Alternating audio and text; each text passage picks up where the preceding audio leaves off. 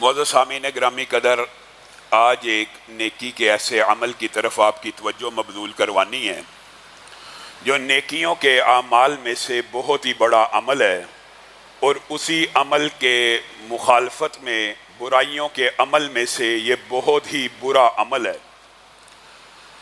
نبی کریم صلی اللہ علیہ وسلم کی رمضان کی جو حدیث زبان زد عام اور معروف حدیث آپ نے سنی ہے، اس کے اندر نبی کریم صلی اللہ علیہ وسلم ممبر پہ چڑھتے ہوئے 3 دعائیں کرتے ہیں، اور روایات کے الفاظ ہیں کہ نبی کریم ممبر کے اوپر چڑھ ہیں اور 3 مرتبہ آمین کہتے ہیں، اور صحابہ پوچھتے ہیں ہم نے تو کسی کو دیکھا ہی نہیں کہ دعا کون کر رہا ہے، آپ نے آمین کس کی دعا کے جواب میں کہا؟ تو نبی کریم صلی اللہ علیہ وسلم نے کہا جبریل آئے تھے آسمان سے اور 3 دعائیں کر کے گئے اور میں نے 3 مرتبہ آمین کہا ہے۔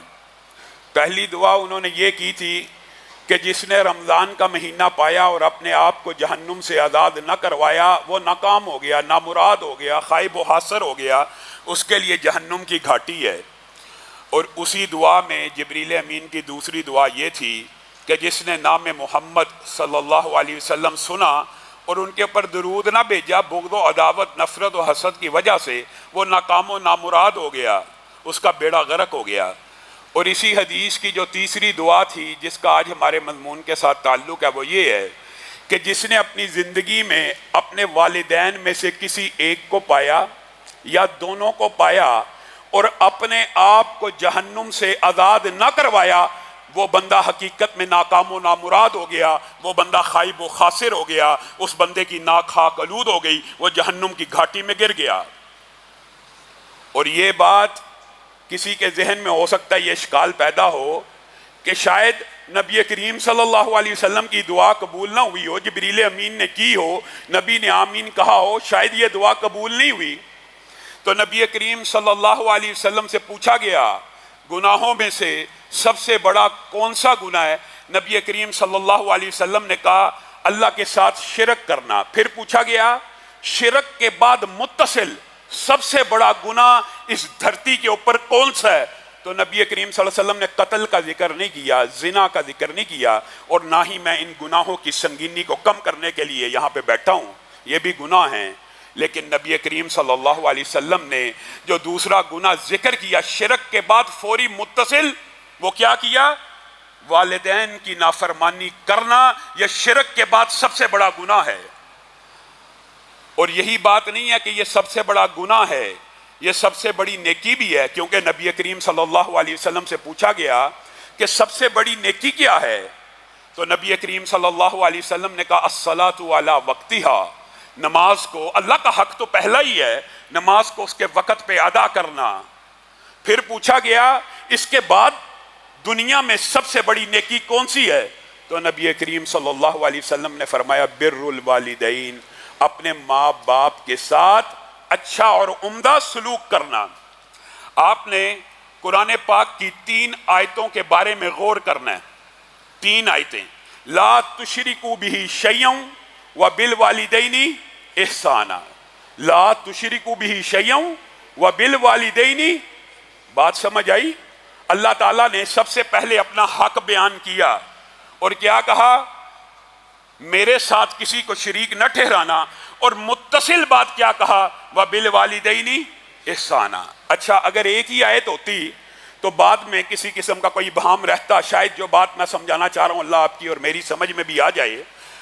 اللہ تشرکوا بہ شیئا وبالوالدین احسانا، پہلے کہا لا تشرکوا بہ شیئا وبالوالدین احسانا، پھر کیا کہا؟ اللہ تشرکوا بہ شیئا وبالوالدین احسانا، اپنے رب کے ساتھ کسی کو شریک مت ٹھہرانا، اور متصل بات ذکر کیا، اور والدین کے ساتھ احسان کرنا۔ یہ بھی اگر صرف 2 آیتیں ہوتی تو شاید کافی تھی، سمجھ اور ہدایت کے لیے تو ایک لفظ بھی کافی ہوتا ہے۔ اللہ تعالیٰ نے متصل ایک اور جگہ کے اوپر اپنی ذات کے حق کے بعد والدین کا حق بیان کیا، پہلے 2 میں بھی شرک کے بعد والدین کا حق، اور تیسرے میں کیا ہے؟ وَقَضَىٰ رَبُّكَ أَلَّا تَعْبُدُوا إِلَّا إِيَّاهُ وَبِالْوَالِدَيْنِ، تینوں مرتبہ اللہ نے اپنے شرک سے منع کیا، اور تینوں مرتبہ کیا کہا؟ اپنے والدین کے ساتھ احسان کرنا، احسان۔ اچھا سلوک نہیں، احسان کرنا. اور احسان کا ترجمہ اردو میں بھی آپ کو معلوم ہے، کسی نیکی کا اس سے بڑھ کر بدلہ اتارنا، یا کوئی نیکی نہ بھی کرے اس کے اوپر احسان کر دینا. یہاں پہ کسی کے ذہن میں یہ اشکال پیدا ہو سکتا ہے کہ یہ تو اللہ تعالیٰ مومنوں سے خطاب کر رہا ہے، اللہ تشرکوا بہ شیئا ولا تشرکوا بہ شیئا وقضى ربک الا تعبدوا الا ایاہ. اللہ تعالیٰ نے اس ابہام کو بھی کلام حمید کے اندر دور فرما دیا.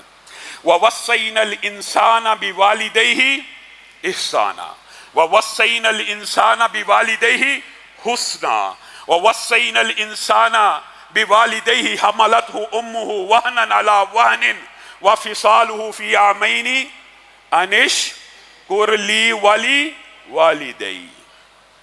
اللہ تعالیٰ نے تمام انسانیت کو ان تین مختلف آیتوں میں مخاطب ہو کے کہا، میں صرف مومنوں کو، صرف ایمان والوں کو اپنے والدین کے اوپر احسان کرنے کی نصیحت نہیں کرتا، بلکہ میں انسانوں کو، اور انسانوں کے اندر یہودی بھی ہیں کہ انسان ہے نہیں، عیسائی بھی انسان ہے، ہندو بھی انسان ہے، بدھ مت، جین مت، ہر بندہ انسان ہی ہے نا. وَوَصَّيْنَا الْإِنسَانَ بِوَالِدَيْهِ.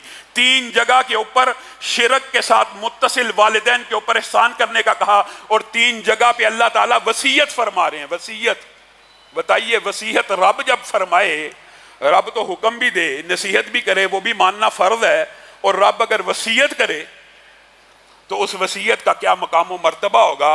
اور تینوں جگہ وصیت کرنے کے بعد، انسان کو خطاب کرنے کے بعد، تیسری آیت میں تو اللہ تعالیٰ نے کمال ہی کر دیا، انشکر لی ولیوالدی، میرا بھی شکریہ ادا کرنا اور اپنے والدین کا بھی شکریہ ادا کرنا. میرے بھائیوں، یہ وہ باب ہے جس کی آج ہم نے ابتدا کی ہے، لیکن ہمارے معاشرے میں یہ باب ادھورا. ہمارے معاشرے میں کہنے والے اور سب سننے والے اس معاملے میں کھوٹے سکے ہیں. ہم نے اپنے والدین سے کیا محبت کرنی ہے؟ ہم تو ایسے ایسے تعلیمی اداروں میں پڑھتے ہیں جہاں پہ بچوں کو یہ تربیت دی جاتی ہے، کانفیڈنس ہونا چاہیے، اعتماد ہونا چاہیے. اور تمہارے والدین کو کیا پتا، وہ اولڈ ماڈل ہے، معاذ اللہ، وہ تو پرانے زمانے کے لوگ ہیں. اب ہم بیکن ہاؤس میں پڑھ رہے ہیں، LGS میں پڑھ رہے ہیں، لاہور گرامر میں پڑھ رہے ہیں. ماما آپ کو کیا پتا ٹیچر نے یہ کہا، بابا آپ کو کیا پتا، آپ کو کیا پتا، آپ کو کیا پتا. نبی کریم صلی اللہ علیہ وسلم نے ایک صحابی کو دیکھا، پتہ نہیں نبی کریم کے دل پہ کیا گزری ہوگی، ان کو روک لیا، اور روکنے کے بعد قریب بلایا اور بلا کے کہنے لگے، میرے صحابی میری ایک بات یاد رکھیں، جی آقا، جی سید المرسلین، جی خاتم النبیین، حکم کیجئے. تو اپنے باپ کے ساتھ تھا، میری ایک نصیحت یاد رکھیں، اپنے باپ کے آگے کبھی نہ چلا کر، اس کی سواری کے آگے نہ دوڑا کر، اس کے پیچھے رہا کر، اس کا احترام کیا کر.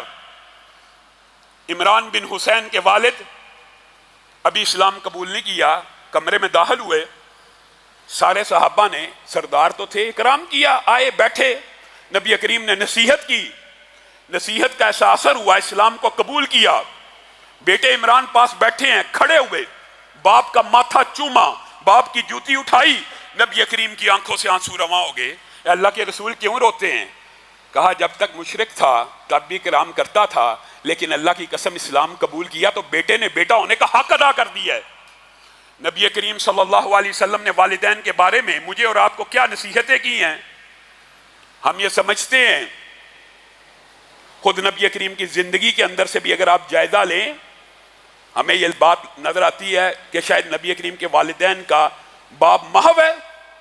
نبی کریم صلی اللہ علیہ وسلم 6 سال کے بچے ہیں، ام ایمن ہمراہ ہیں. نبی کریم کی والدہ جب فوت ہوتی ہیں، ایک 6 سال کا بچہ دوڑ دوڑ کے اپنی ماں کے جسد حاکی کے ساتھ لپٹتا ہے اور کہتا ہے ام ایمن کہاں لے کے جاتی ہو، میں اپنی ماں کو چھوڑ کے نہیں جاؤں گا. ماں کو دفن کیا جا رہا، بچہ رو رہا ہے، ام ایمن کھینچ رہی ہیں، وہ بار بار قبر پہ جا رہے ہیں. ایک عرصہ بیت گیا، نبی کریم یہیں سے گزرے صحابہ کے ہمراہ، وہاں پہ بیٹھ گئے، اپنی ماں کی قبر کے اوپر روئے. صحیح حدیث کے الفاظ ہیں، اتنا روئے، اتنا روئے، اتنا روئے کہ صحابہ آپ صلی اللہ علیہ وسلم کو روتا دیکھ کے رونا شروع ہو گئے. پوچھا آپ اتنا کیوں روتے ہیں؟ 6 سال کے بچے ہی تھے نا. 6 سال کی تو عمر تھی، کیوں روتے ہیں؟ کہا مجھے میری ماں کی محبتیں یاد آ گئی، میری ماں کی الفتیں یاد آ گئی۔ اور صرف یہ حقیقی ماں کی بات نہیں ہے، رضائی ماں اماں حلیمہ بھی آئی تھی۔ نبی کریم کو خبر ملی ماں حلیمہ آئی ہے، وہ چادر نبوت والی، یا ایھا المدثر والی، یا ایھا المزمل والی ماں کے قدموں کے نیچے بچھا دی، ان کو بٹھایا، ان کا حال چال پوچھا۔ ماں نے اللہ کے فضل سے اسلام کو بھی قبول کیا، نبی کریم نے عزت و احترام بھی کیا، اکرام بھی کیا۔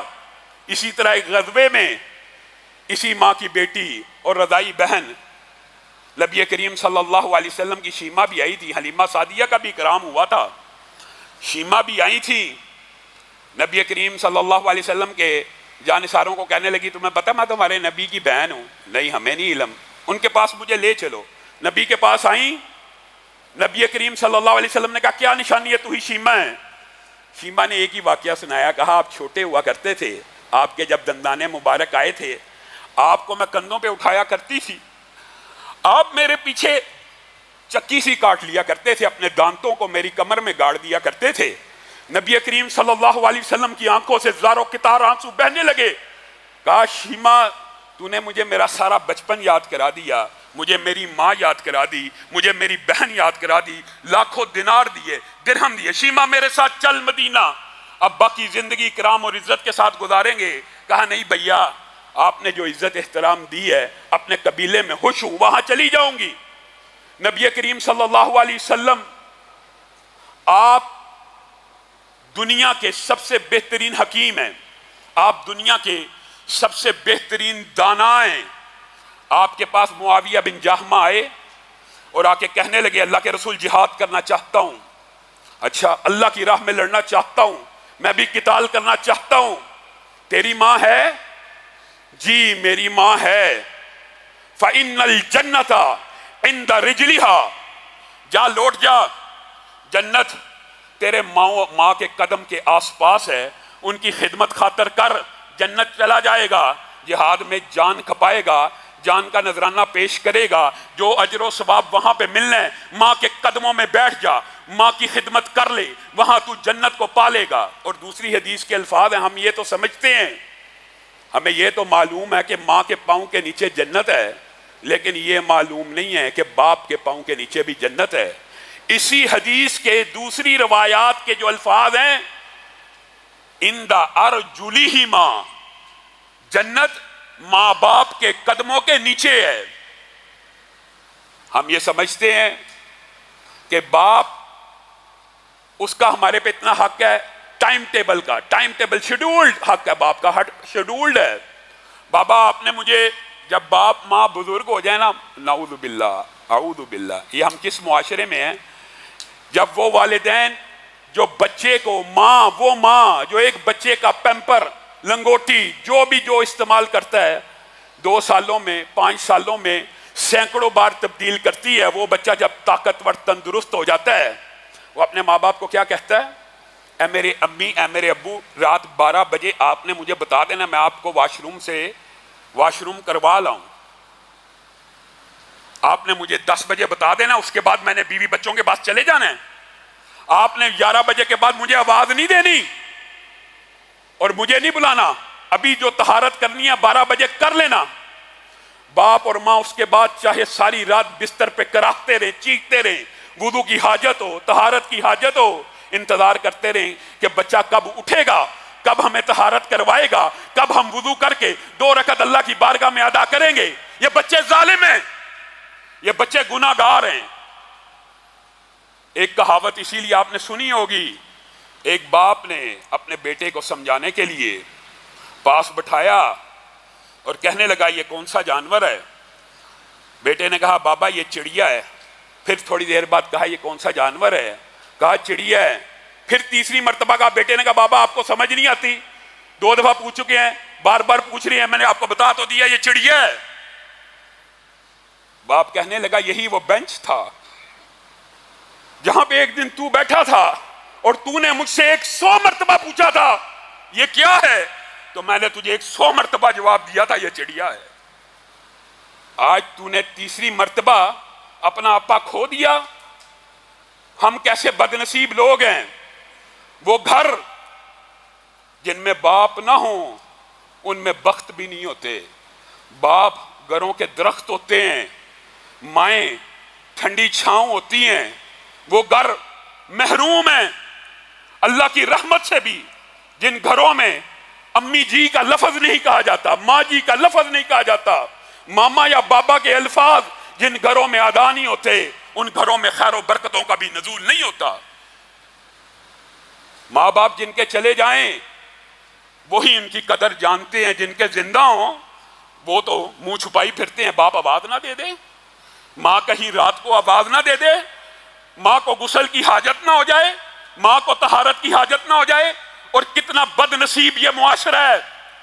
کہاں سے یہ کلچر آیا؟ اللہ کی قسم تمہارے دشمنوں نے تمہاری کلچر اور روایات کے اوپر بھی ایسا حملہ کیا تم حیران رہ جاؤ. وہ باپ جس کی طہارت اب میری ذمہ داری ہے, وہ ماں جس کی طہارت اور وضو میری ذمہ داری ہے, اس کو کہاں بھیج دیا جائے؟ اولڈ ہوم میں بھیج دیا جائے. پھر ہم کچھ بات کہتے ہیں, یہ کہتے ہیں یہ مولوی دیکھو جی تلخ ہو جاتے ہیں. تمہیں کیا کہیں, 2 حرف تمہارے پہ بیچتے ہیں.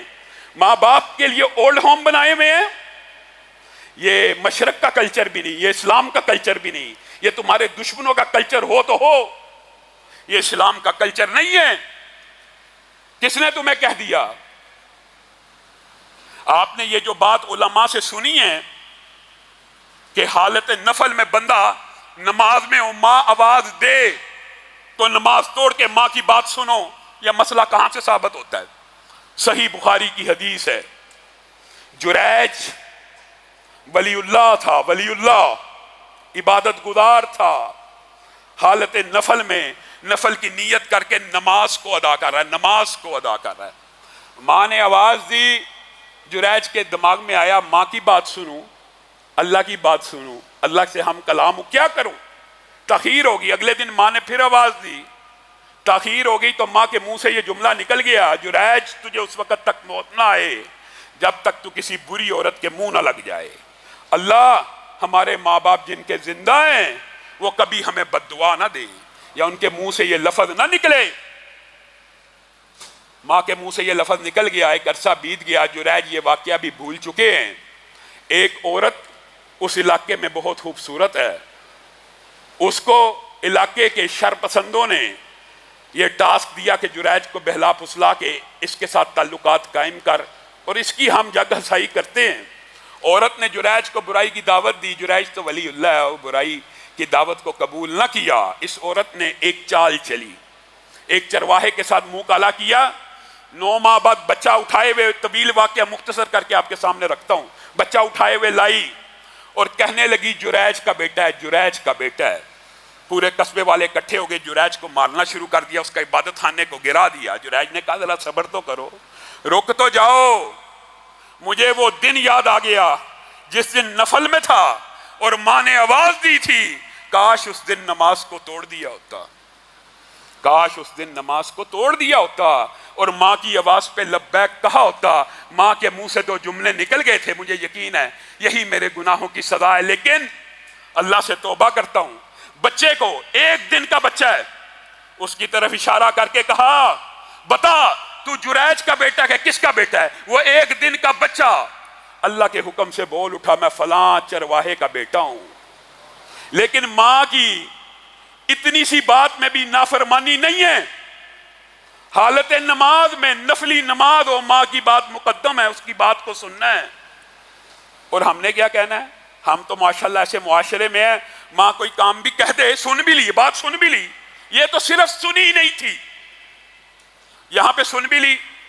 امی جان آپ کو کیا پتہ ہے, امی جان آپ کو کیا پتہ ہے, ماما جان آپ کو کیا پتہ ہے, بابا جان کاروبار کا ٹائم ہے, ہمیں عبادت کی طرف بلاتے ہو, ابو جان آپ کو کیا پتہ نمازوں میں کیا رکھا ہے. یہ معاشرے کا بیڑا غرق اسی قسم کے تعلیمی اداروں نے بھی کیا ہے, اور آپ اور میں بھی ذمہ دار ہیں. جس وقت بچے کے اوپر کنٹرول کرنے کا ٹائم تھا, جس وقت بچے کو پکڑ کے ساتھ مسجد میں لانے کا ٹائم تھا, اس ٹائم بچے کو کھیل کود میں پڑا رہنے دیا. بچہ 10 سال کی عمر کراس کر گیا, یہ 3 سال اللہ تعالیٰ نے پھر مہلت دی ہے، ڈانٹ ڈپٹ کر کے ایسی ضرب لگا کے جس سے نیل نہ پڑے، پھر اپنے تابع کر لو، پھر پکڑ کے مسجدوں میں لے آؤ۔ نہیں، اس وقت تم نے اور میں نے خیال نہیں کیا۔ آج ہم روتے ہیں کہ بچے نافرمان ہو گئے ہیں، بچے نمازیں نہیں پڑھتے۔ ٹھیک ہے، بچوں کا بھی فالٹ ہے، بچے بھی اپنی اصلاح کریں، لیکن ہم بھی تو اپنی اصلاح کریں۔ جو گزر گیا سو گزر گیا۔ جن کے پاس ابھی یہ موقع ہے، جن کی زندگی میں ابھی بچے آنے ہیں، وہ تو سمجھیں کہ 7 برس کی عمر سے بچوں کو ساتھ لے کے آنا مسجد میں، اور 10 سال کی عمر کے بعد ضرب بھی لگانی ہے۔ جو جی چاہے کوئی کہتا رہے فلاسفر، عقلی اور منطقی ہاتھ نہیں لگانا۔ میرا بیٹا ہے، میری مرضی ہے، میں اس کو مسجد میں لے کے آؤں گا، لے کے آنا ہے۔ یہ نہیں ہے 13 سال عمر کا، اب ہمارے جی قابو میں نہیں ہے۔ 13 سال تک کیا کرتا تھا جی؟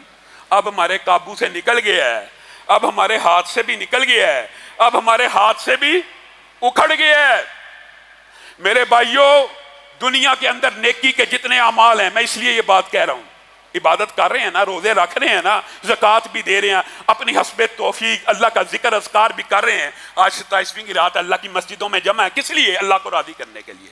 الحمدللہ سب کی یہی نیت ہے کہ اللہ راضی ہو جائے، اے اللہ ہم سب سے راضی ہو جائے، ہم سب کو جنت الفردوس میں جگہ دے۔ اسی نیت سے بیٹھے ہیں نا۔ آپ بتائیں، نبی کریم صلی اللہ علیہ وسلم کے پاس ایک صحابی آیا، آپ نے یہ حدیث تو سنی ہے، لیکن اس کا اگلا ٹکڑا آپ نہ سنتے ہیں نہ سنایا جاتا ہے۔ یہ حدیث سنی ہے نا، ایک صحابی نے آگے پوچھا تھا،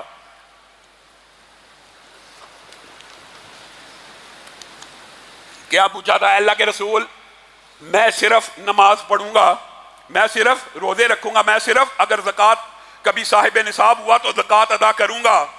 یہ حدیث سب کو یاد آ جائے گی۔ ابھی رسول اللہ صلی اللہ علیہ وسلم نے کہا جو جنتی دیکھنا چاہتا، سب نے سنی ہے نا، دیکھو اس بندے کو، دیکھو یہ جنت میں چلا جائے گا، صرف یہ کہا تھا؟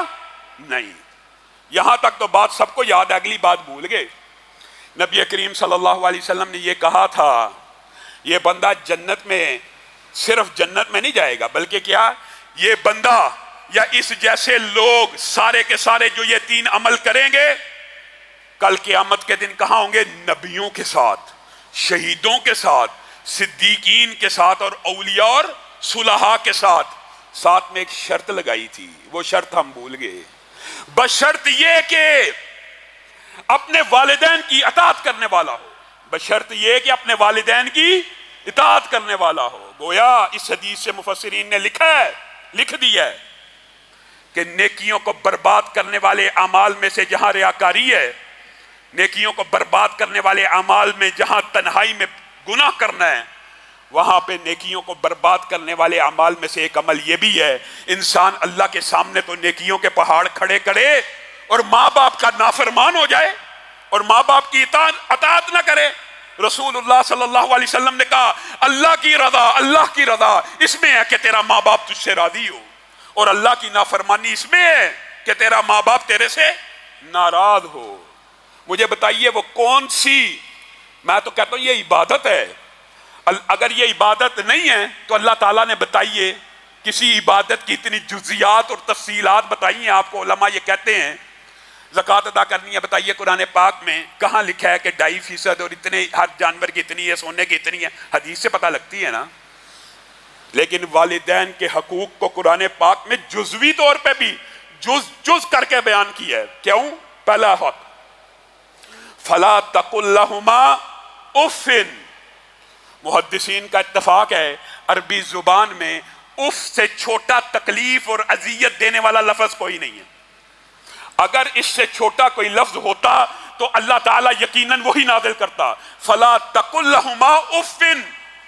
ماں باپ کو اف بھی نہیں کہنا، اور تم کہتے ہو ماما آپ کو کیا پتہ ہے، اور سمجھتے ہیں یہ گستاخی نہیں ہے۔ ماں بھی بیچاری آگے سے کھسیانی ہو کے ہنس رہی ہوتی ہے، باپ بھی اچھا بیٹے کو ہی زیادہ پتا ہوگا، بیٹی کو ہی زیادہ پتا ہوتا، شرم نہیں آتی؟ فلا تقل لہما اف، باپ کو ماں کو اف بھی نہیں کہنا۔ وقل لہما قولا کریما، ماں باپ کے سامنے لہجہ بھی تلخ نہیں ہونا چاہیے، آواز بھی اونچی نہیں ہونی چاہیے، آواز بھی پست ہونی چاہیے، آواز بھی نیچی ہونی چاہیے، آواز بھی کریمانہ ہونی چاہیے۔ صرف اسی پر بس ہے عزت احترام، صرف قول بتایا اللہ نے۔ اللہ تعالیٰ نے ماں باپ کے سامنے کھڑے ہونے کی کیفیت کو بھی جزوی طور پہ قرآن پاک میں بیان کیا. بتائیے کون سی عبادت کو اس طرح بیان کیا گیا؟ وَاخْفِضْ لَهُمَا جَنَاحَ الذُّلِّ مِنَ الرَّحْمَةِ.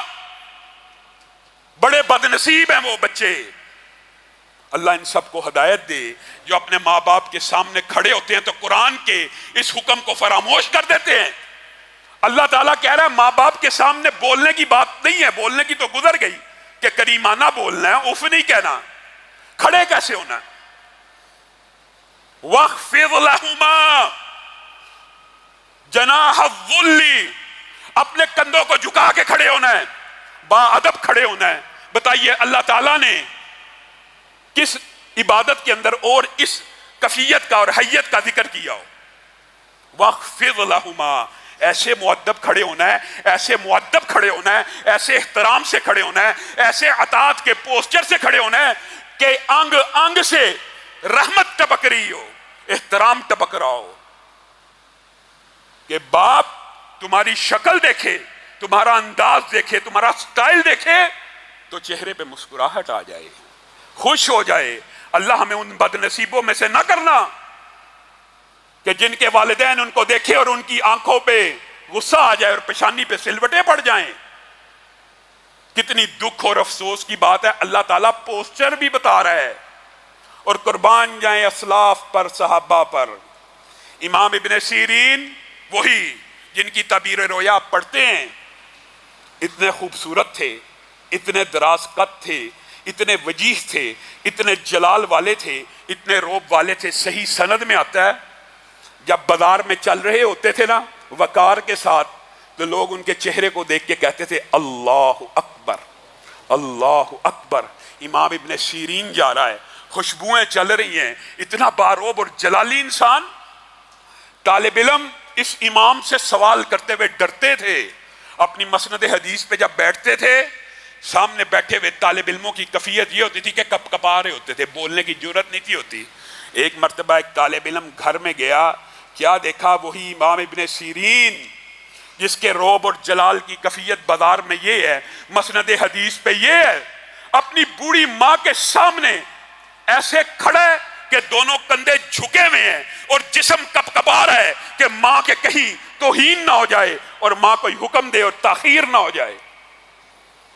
امام زین العابدین کا صحیح سند سے یہ واقعہ ملتا ہے. میں اپنی ماں کے ساتھ کھانا نہیں کھاتا، میں اپنی ماں کے ساتھ کھانا نہیں کھاتا. امام صاحب آپ کیوں نہیں کھانا کھاتے؟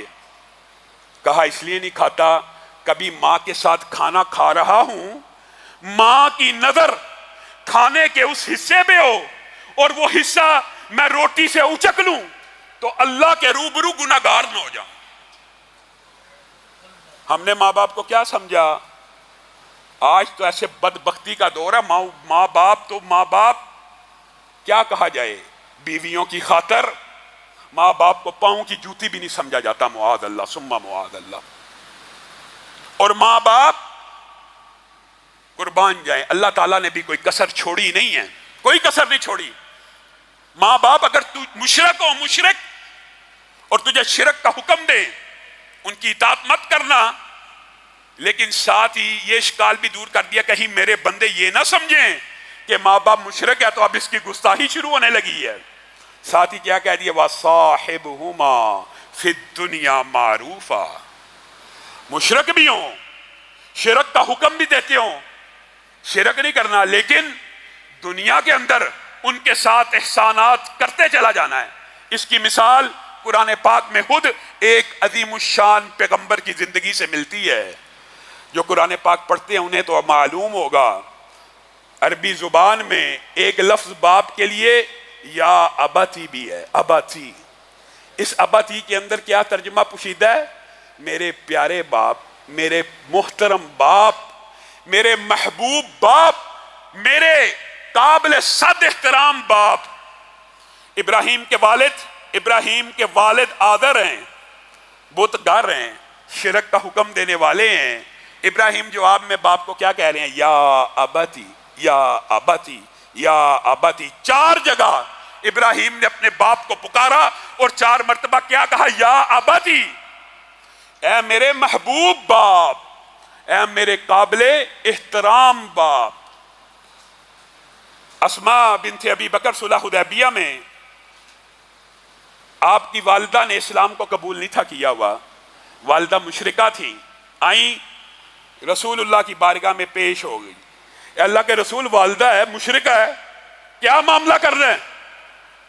نبی کریم صلی اللہ علیہ وسلم نے کہا احسان والا معاملہ کرنا ہے، مشرک والدہ کے ساتھ بھی معاملہ احسان والا ہونا ہے۔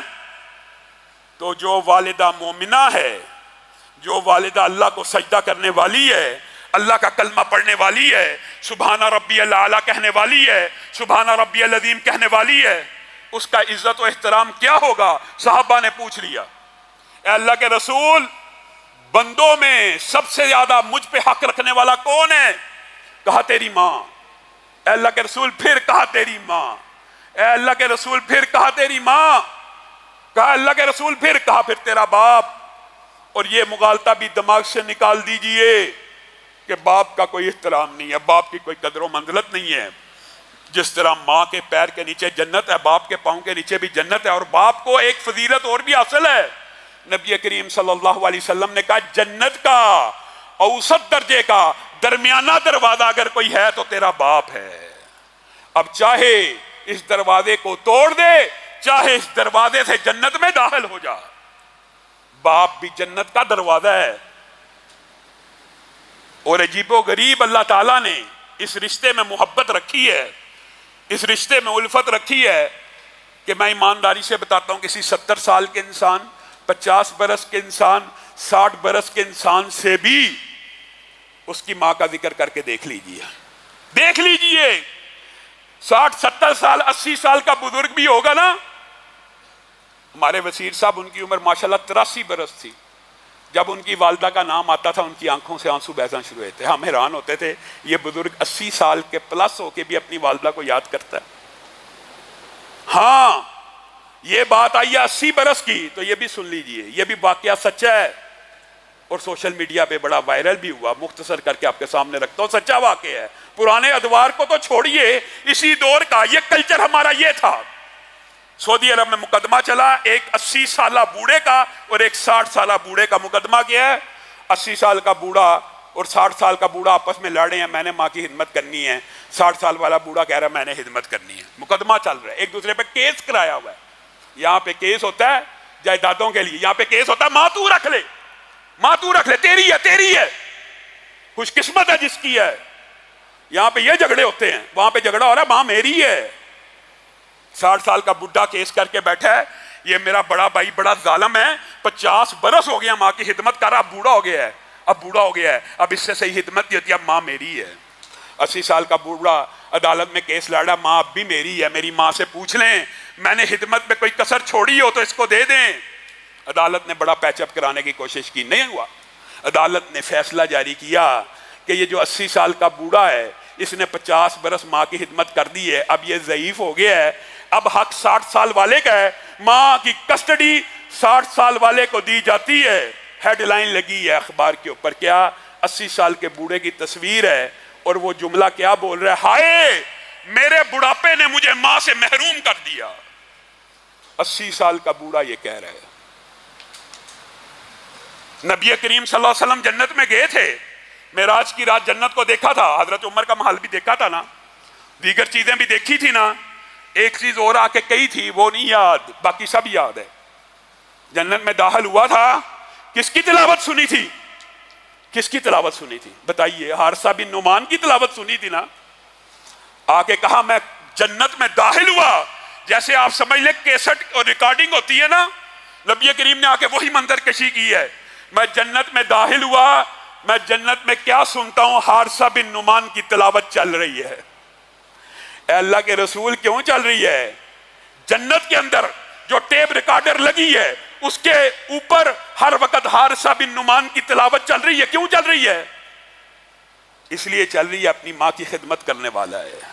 ماں کی خدمت نے اتنا بلند مقام دیا کہ جنتیوں کے لیے بھی اگر کوئی نغمہ ہے تو حارثہ بن نعمان کی آواز میں ہے۔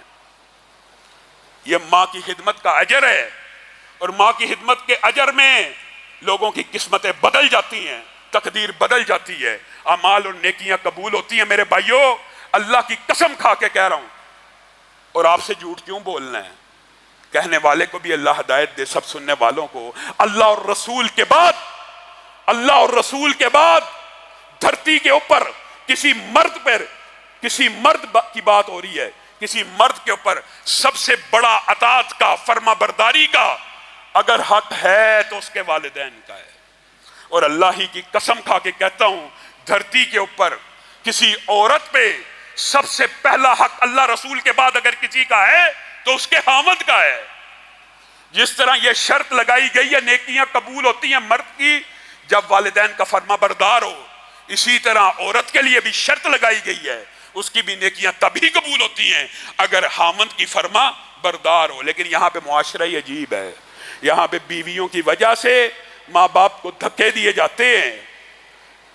تو اپنی بیوی کو کیوں مجبور کر رہا ہے؟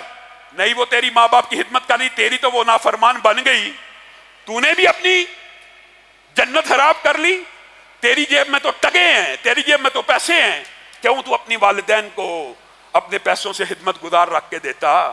خدمت کرنے والی اولاد خود بھی اتنی بڑی اجر و ثواب کی مستحق ہوتی ہے کہ صحیح حدیث کے الفاظ ہیں، آپ نے سب نے واقعہ سنا ہے، دعائیں بھی قبول ہوتی ہیں۔ لوگ پوچھتے ہیں دعا کیسے قبول ہونی ہے؟ والدین کی خدمت کرو دعا قبول ہوگی، اپنی طرف سے کہہ رہا ہوں۔ متفقن علیہ احادیث کی کتابیں بھری پڑی ہیں اس واقعے سے۔ غار والا واقعہ آپ سب جانتے ہیں، سنا ہوا ہے۔ پہلے آدمی نے کیا کہا تھا؟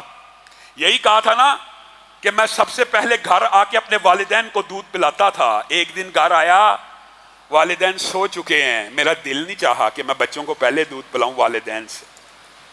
میں نے پوری رات ان کے سرانے گزار دی، جب تک وہ اٹھے نہیں، دودھ کا پیالہ پیا نہیں، اپنے بچوں کو بھوکا سکلا لیا، اپنے والدین کے اٹھنے سے پہلے ان کو پیالہ نہ دیا۔ اللہ تعالیٰ نے بدلے میں کیا دیا؟ پتھر کو پیچھے کر دیا۔ نبی کریم صلی اللہ علیہ وسلم کے پاس ایک صحابی آئے، ابن عمر کی حدیث ہے، آ کے کہنے لگے اللہ کے رسول، سبحان اللہ، اے اللہ کے رسول بہت بڑا گناہ ہو گیا ہے، بہت بڑا گناہ ہو گیا ہے، بہت بڑا گناہ ہو گیا ہے، اے اللہ کے رسول بہت بڑا گناہ ہو گیا ہے۔ اچھا تیری ماں ہے؟ سبحان اللہ، تیری ماں ہے؟ تیری والدہ ہے؟ صحابی نے کہا نہیں، والدہ تو نہیں ہے۔ خالہ ہے؟ جی ہاں ہے۔ توبہ کرنا چاہتا ہے، گناہ معاف کروانا چاہتا ہے۔ اس حدیث کے الفاظ اس بات کے اوپر دلالت کرتے ہیں کہ جس طرح نبی کریم نے خالہ کے لیے کہا، اگر ان کی والدہ زندہ ہوتی تو والدہ کے لیے کہتے۔ پہلے پوچھا ہی والدہ کا، والدہ ہے؟ نہیں ہے۔ خالہ ہے؟ جی ہاں۔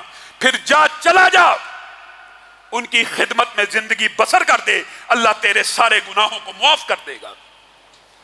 اگر خالہ کی خدمت سے سارے گناہ معاف ہوتے ہیں تو والدہ کی خدمت سے نہیں ہوتے؟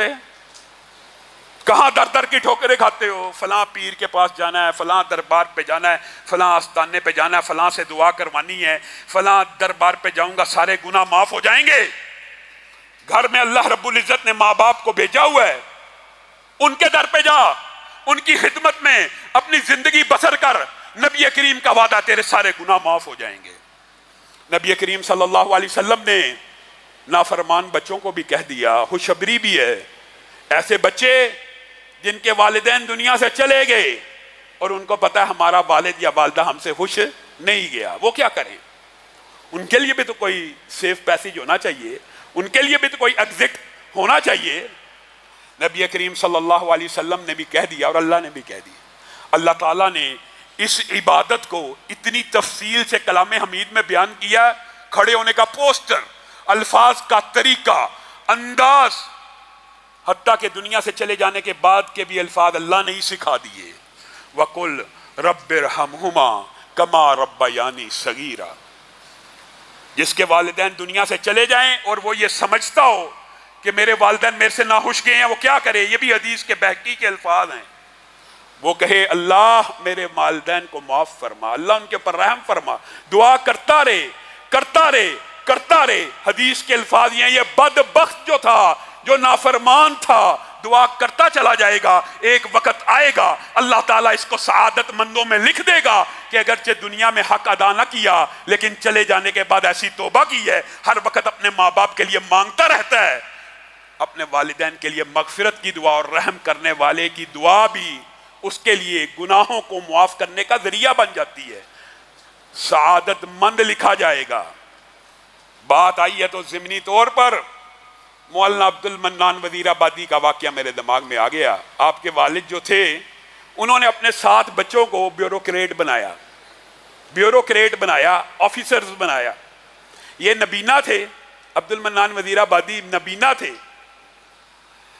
ان کے بارے میں میاں بیوی نے مشورہ کیا اس کا کیا کیا جائے، یہ تو آفیسر وغیرہ نہیں بن سکے، کہا اس کو دین کا طالب علم بنا دیتے ہیں۔ ان کو حافظ قرآن بنا دیا، اور ان کی اس نیکی کی وجہ سے آج بر صغیر پاک و ہند میں جو بھی ہے انہی کا شاگرد ہے۔ عبد المنان وزیر آبادی حافظ بھی بنے، عالم بھی بنے، شیخ الحدیث بھی بنے۔ والد دنیا سے چلے گئے، والدہ کو خواب آیا، خواب اگرچہ حجت نہیں ہوتا لیکن خوشخبری کے لیے خواب آ جاتے ہیں۔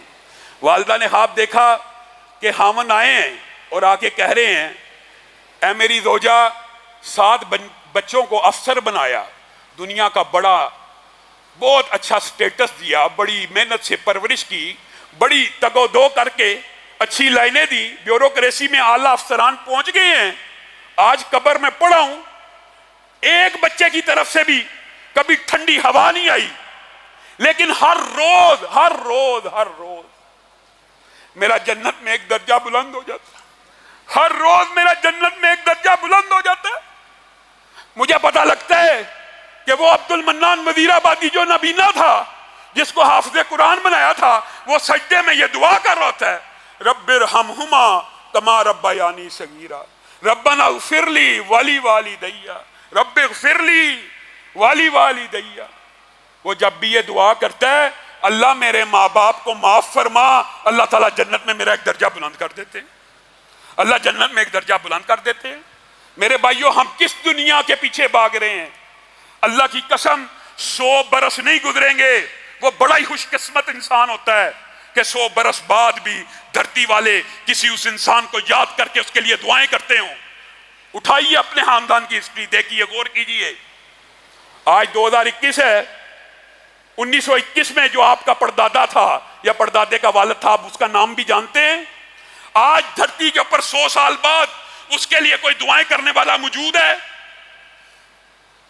نیکیوں کے کچھ ایسے بازار گرم کیجئے، صدقہ جاریہ کے کچھ ایسے میدان تیار کیجئے کہ 1000 برس بھی گزر جائیں، آپ کے لیے ہاتھوں کو اٹھا کر دعا کرنے والے لوگ موجود ہوں۔ اور قربان جائیں امام ابن تیمیہ کے اوپر، ابن قیم کے اوپر، امام احمد ابن حنبل کے اوپر، امام مالک کے اوپر۔ یہ جو ائمہ ہیں کتنی دیر پرانے ہیں؟ کوئی 600 سال، کوئی 700 سال، کوئی 1000 سال، کوئی 1400 سال۔ ہمیں تو اپنے پردادے کے دادے کا نام نہیں آتا، ہم نے کیا اپنے والدین سے وفا کرنی ہے؟ انسان ہے ہی بے وفا۔ آپ اپنی اولادوں کے اندر کم از کم اتنا دین تو ڈال کے جائیے کہ کوئی 25 30 50 برس ہی آپ کے لیے دعا ہوتی رہے۔ کوئی نیکی کے ایسے میدان سرگرم کر جائیے کہ 1000 برس بھی گزر جائے، جنت میں درجات بلند ہوتے چلے جا رہے ہوں۔ کوئی نہ کوئی پلان تو کیجیے، ارادہ تو کیجیے۔ اللہ کی قسم آپ ارادہ کریں گے، خود بخود اللہ تعالیٰ راستہ بنائے گا۔ آپ کو چیز سوچیں کہ ہم وہ کیا نیکیاں کریں۔ نبی کریم صلی اللہ علیہ وسلم نے اسی لیے کہا تھا نیک بچہ والدین کے لیے صدقہ جاریہ ہوتا ہے۔ امام بخاری، سبحان اللہ، کتنے عرصہ ہو گیا؟ 1200 برس ہو گیا۔ امام بخاری آج بھی ان کے لیے لوگ دعائیں کرتے ہیں، اور ان کی والدہ کے ساتھ ان کا جو تعلق تھا آپ کو علم ہوگا، نبینا ہو گئے تھے۔ والدہ نے دعا کی تھی اللہ آنکھیں لٹا دے، اللہ نے آنکھیں نہیں لٹائی، ایسی فہم و بصیرت بھی عطا کی، آج بھی بخاری شریف زندہ ہے۔ اور ویسے کرنی قسمتیں کیسے بدلتی ہیں؟ کیا صحابی ہیں؟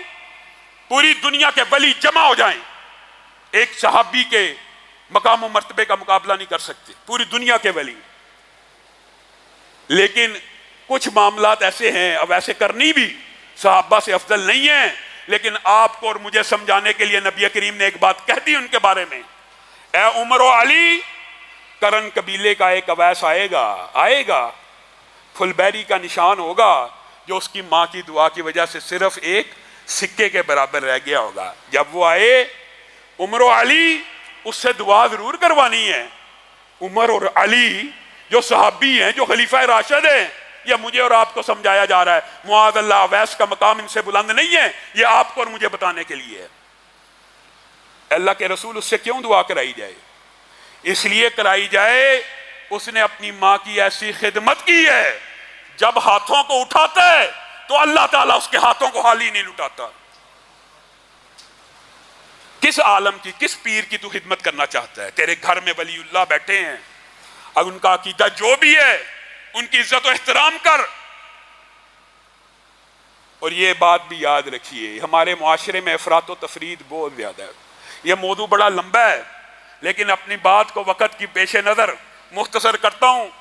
حضرت ابو سفیان جب ابھی اسلام قبول نہیں تھا کیا تو ام حبیبہ نے ان کا استقبال کیا تھا، ان کو اپنے گھر میں بٹھایا تھا، لیکن نبی کریم صلی اللہ علیہ وسلم کے بستر پہ نہیں تھا بیٹھنے دیا. کہا تھا آپ مشرک ہیں، میرا خاوند رسول ہے، نبی ہے، پیغمبر ہے، اور یہ ان کی چادر ہے، آپ سے میں معذرت خواہ ہوں، آپ کو یہاں بیٹھنے نہیں دے سکتی. لیکن اس کا مطلب یہ نہیں ہے کہ مشرک والدین ہو. اسی لیے امام ابن تیمیہ نے ایک بات لکھ دی ہے، اگر کسی بچے کی ماں اعلانیہ برائی کرے اس بچے کو اجازت نہیں ہے کہ اپنی ماں کو ہاتھ بھی لگا دے. اس بچے کو بھی اجازت نہیں ہے کہ اپنی ماں کو ہاتھ بھی لگا دے. ماں کا اتنا حق ہے. اور عبداللہ ابن عمر، ابو بردہ آئے تھے نا، ابو بردہ کا عزت احترام کیا ابن عمر نے. کہا یار بڑا عزت احترام کر رہا، کیا معاملہ؟ کہا تو میرے باپ کا دوست ہے. جو بندہ چاہتا اپنے ماں باپ کے ساتھ نیکی کرے وہ ان کے دوست احباب کے ساتھ نیکی کرے. یہ بھی حدیث کے الفاظ ہیں. حضرت عبداللہ ابن عمر ایک اعرابی کو پکڑ لائے، اس کو اپنا امامہ دیا، اس کو گدا دیا، اس کو شرفیاں دینے لگے. صحابہ نے کہا دیگر نے کیا کرتا ہے، یہ تو بدو ہے، تھوڑی سی چیز دیتا راضی ہو جاتا. کہا تجھے نہیں پتا میرے باپ کا دوست ہے، اور نبی کریم سے میں نے سنا تھا جو اپنے باپ کے ساتھ نیکی کرنا چاہتا ہے اپنے ماں باپ کے دوستوں کے ساتھ نیکی کرے. اسلام تو یہ سکھاتا ہے ہم چچاؤں سے لڑے ہوئے ہیں، ہم ماموں سے لڑے ہوئے ہیں، ہم خالاؤں سے لڑے ہوئے ہیں. اسلام کہتا ہے ماں باپ کے دوستوں سے بھی نیکی کرو تاکہ تمہارے ماں باپ کو اجر پہنچے. اور ہم اپنے چچاؤں سے نہیں مل رہے، ہم اپنے ماموں سے نہیں مل رہے، ہم اپنے خالاؤں سے نہیں مل رہے.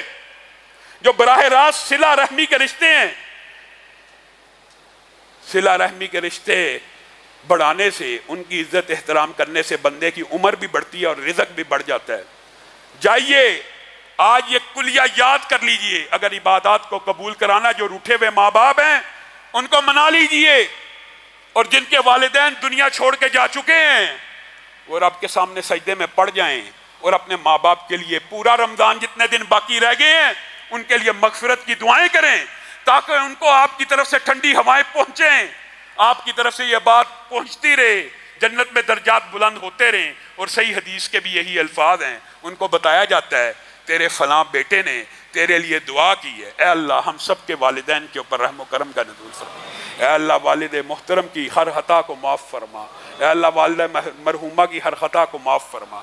یا اللہ جتنے والدین فوت ہو چکے ہیں، جتنے والدین ہم میں سے فوت ہو چکے ہیں، ہم میں سے جو لوگ بیٹھے ہیں ان کے جتنے والدین فوت ہو چکے ہیں، اللہ ان کی قبروں کو کشادہ فرما، ان کی قبروں کو ٹھنڈا فرما، جنت میں ان کے درجات کو بلند فرما. اور جتنے والدین زندہ ہیں یا اللہ ان کا تابع فرمان بنا، ان کا اطاعت گزار بنا، وہ ہمیں دیکھیں تو خوش ہو جائیں. ایسا نہ ہو ہم ان بدبختوں میں ہوں ہمیں دیکھیں تو ناراض ہو جائیں. سبحان ربک رب العزت عما یصفون وسلام علی المرسلین